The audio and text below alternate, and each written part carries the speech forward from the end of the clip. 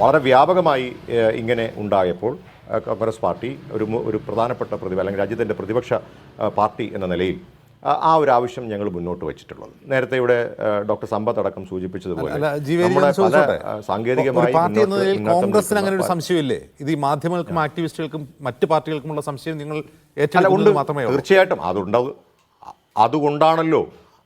അതുകൊണ്ടാണല്ലോ അജിംസെ നമ്മൾ പറഞ്ഞത് ഒരു വലിയ പ്രക്ഷോഭത്തിലേക്ക് ഞങ്ങൾ പോകുന്നു എന്ന് പറഞ്ഞത്.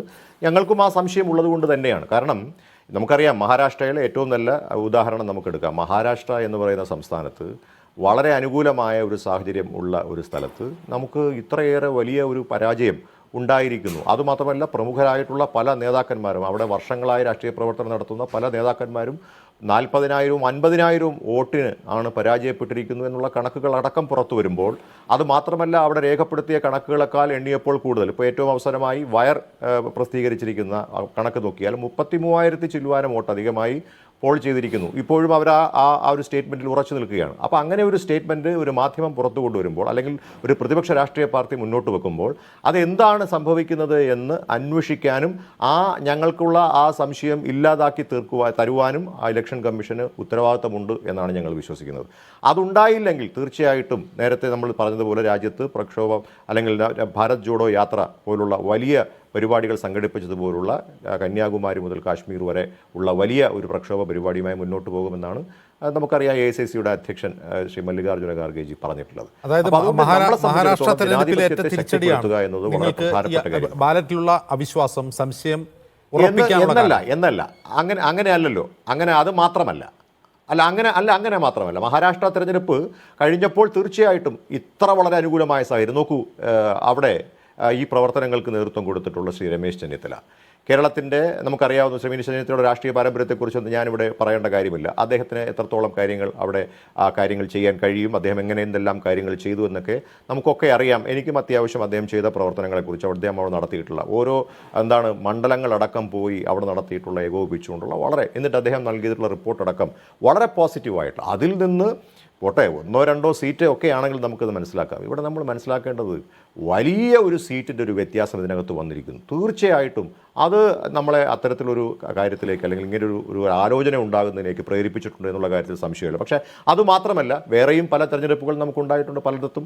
അത് നമ്മൾ ഹരിയാന മറ്റൊരു ഉദാഹരണമാണ്. ഹരിയാന ഉണ്ടായപ്പോൾ തന്നെ നമ്മൾ പറഞ്ഞതാണ്, നോക്കൂ, ഹരിയാനയിൽ നമ്മളെ സംബന്ധിച്ചിടത്തോളം അവിടെ ആൻറ്റി ഇൻകംബൻസി ഫാക്ടർ ഏറ്റവും കൂടുതലായിട്ട് നിൽക്കുന്നൊരു സമയം, ഏറ്റവും മികച്ച രാഷ്ട്രീയ പ്രവർത്തനം അല്ലെങ്കിൽ അവിടുത്തെ നമുക്കറിയാവുന്ന തെരഞ്ഞെടുപ്പ് പ്രവർത്തനങ്ങൾ നടത്തിയ സമയം അവിടെയും ഇതുണ്ടായിരിക്കുന്നു. അതിനുശേഷം ഇവിടെ ഉണ്ടായിരിക്കുന്നു. ഇങ്ങനെ ഉണ്ടാകുമ്പോഴൊക്കെ തന്നെ പരാജയം കൊണ്ട് മാത്രമല്ല, സംശയങ്ങൾ പല മേഖലകളിൽ നിന്നും പല നേതാക്കന്മാരും പല ആളുകളും പറയുന്നു. ഇപ്പം ഞങ്ങൾ കോൺഗ്രസ് പാർട്ടി മാത്രം പറയുന്നതല്ലല്ലോ. കാരണം രാജ്യത്ത് പ്രവർത്തിക്കുന്ന ഒട്ടനവധിയായ രാഷ്ട്രീയ പാർട്ടികൾ പറയുന്നു, മാധ്യമങ്ങൾ പറയുന്നു, ആക്ടിവിസ്റ്റുകൾ പറയുന്നു. അപ്പോഴൊക്കെ ആ സംശയങ്ങൾ നിവർത്തിച്ചു തരേണ്ടതിൻ്റെ ഉത്തരവാദിത്വം രാജ്യത്തെ ഇത് നേതൃത്വം കൊടുക്കുന്ന ഇലക്ഷൻ കമ്മീഷനുണ്ട്, അല്ലെങ്കിൽ സർക്കാരിനുണ്ട്. ഞാനതാണ് പറയാൻ ആഗ്രഹിക്കുന്നത്.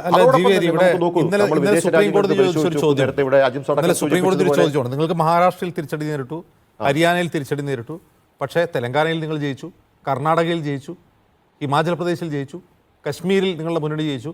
അപ്പോൾ ജയിക്കുമ്പോഴൊന്നും നിങ്ങൾക്ക് പരാതിയില്ല, തോക്കുമ്പോഴാണ് പരാതി എന്ന് സുപ്രീം കോടതി ചോദിക്കുന്നത്. അല്ല, ഞാൻ പറഞ്ഞല്ലോ, അത് ജയിക്കുമ്പോഴും തോൽക്കുമ്പോഴും ഉണ്ടാകുന്നൊരു പരാതിയുടെ പ്രശ്നത്തിലല്ല. ഞങ്ങൾ ജയിച്ചാൽ കുഴപ്പമില്ല, EVM നല്ലതാണെന്നൊരു അഭിപ്രായമല്ല ഇപ്പോൾ പറഞ്ഞിരിക്കുന്നത്. EVM തന്നെ മാറ്റി തിരിച്ച് ബാലറ്റിലേക്ക് കൊണ്ടുവരാൻ നമ്മൾ ശ്രമിക്കണമെന്നുള്ളതാണ് നമ്മുടെ ആവശ്യം. നമുക്കിവിടെ ജയപരാജയമല്ല പ്രധാനം. ജയിച്ചാലും തോറ്റാലും രാജ്യത്തിൻ്റെ ജനാധിപത്യത്തിന് ഇത് ഒരു കളങ്കമായി നിൽക്കുന്നു. ആളുകൾക്കിടയിൽ ഇതൊരു സംശയമുണ്ടായിരിക്കുന്നു. സ്വാഭാവികമായിട്ടും അത് ജനാധിപത്യത്തിനേറ്റുന്ന കളങ്കമാണ്. ആ ജനാധിപത്യത്തിനേറ്റുന്ന കളങ്കം ഉണ്ടാകാൻ പാടില്ല. ലോകത്തെ ഏറ്റവും വലിയ ജനാധിപത്യ രാജ്യമായി നമ്മൾ അറിയപ്പെടുമ്പോൾ ഇങ്ങനെ ഒരു കളങ്കം ഇവിടെ ജനങ്ങൾക്കിടയിൽ തന്നെ, ഈ രാജ്യത്തെ ജനങ്ങൾക്കിടയിൽ തന്നെ ഉണ്ട്, ഇവിടുത്തെ രാഷ്ട്രീയ പാർട്ടികൾക്കിടയിലുണ്ട്, ഇവിടുത്തെ മാധ്യമങ്ങൾക്കിടയിൽ ഉണ്ടെങ്കിൽ അത് മാറ്റണ്ടേ അജിംസെ? അത് തീർച്ചയായിട്ടും മാറ്റണ്ടേ? അത് മാറ്റണമെന്നാണ് നമ്മൾ ആവശ്യപ്പെടുന്നത്. അത് മാത്രമല്ല, രാജ്യത്ത് നേരത്തെ സൂചിപ്പിച്ചതുപോലെ വിദേശ രാജ്യങ്ങൾ ഒന്ന് കംപ്ലീറ്റ് ചെയ്യാൻ ദയവായിട്ട് ഒന്ന് കംപ്ലീറ്റ് ചെയ്യാൻ അനുവദിക്കൂ.